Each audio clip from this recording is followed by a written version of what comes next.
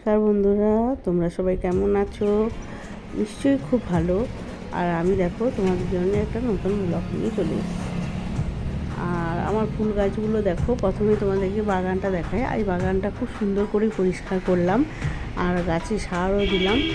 আর দেখো আমার ফুলগুলো, দেখো ঘাস ফুলগুলো কী দারুণ হয়েছে। প্রত্যেকটা গাছে এক গাছ করে ফুল হয়েছে। আমার ফুল গাছ দেখলেই আমার মনটা ভরে যায়। ফুল দেখলে দেখো, আমার বাগানটা ছোট্ট বাগান, ওপরেও বাগান ছিল, কিন্তু ওপরে আমি এত মানে গাছপালা ছিল, ওগুলোকে আমি যত্ন করতে পারিনি, তাই মরে গেছে। আর এগুলো সব নিচে দিয়ে চলে এসেছে। এর ভিডিওতেও দেখেছো আমার উপরে অনেক গাছ ছিল।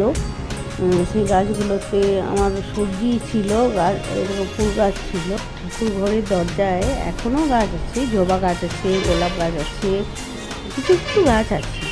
আর কলমি শাক আছে, তারপর চন্দ্রমল্লিকা আছে। তো বন্ধুরা, তারপর আমি চলে এলাম, একটা আনারস ছিল, সেটা আমি কেটে নিই।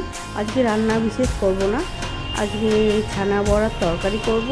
হ্যাঁ, ছানা বড়া দিয়ে ঘুগনির মতো করব আর পরোটা করব। আজকে বৃহস্পতিবার, নিরামিষ বলে এরা কেউ ভাত খেতে চায় না।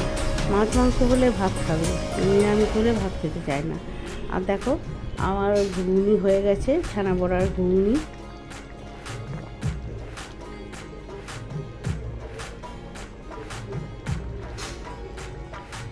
আবার বিকেলবেলায় ছাদের বেলকনিতে। আর দেখো, এটা আমার হচ্ছে বুগেনভিলিয়া গাছ, কেটে দিয়েছিলাম পুরোটাই, গাছ পাতা বেরিয়েছে নতুন। আর এটা হচ্ছে অ্যাডিনিয়াম গাছটা আমি কেটে দিয়েছিলাম, সেটাতেও পাতা বেরিয়েছে। আর দেখো বন্ধুরা, সব প্রত্যেকটা গাছে আমি সার দিয়ে দিয়েছি।